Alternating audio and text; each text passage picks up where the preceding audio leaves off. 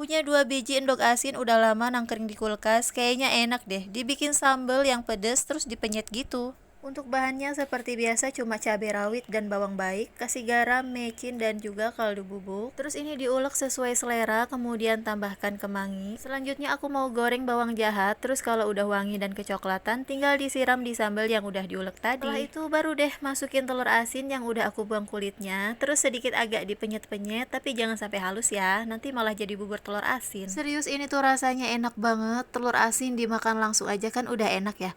Nah ini dipakein sambal, wah bener-bener telur asin next level sih kalau kata aku. Oke deh, happy cooking dan selamat mencoba.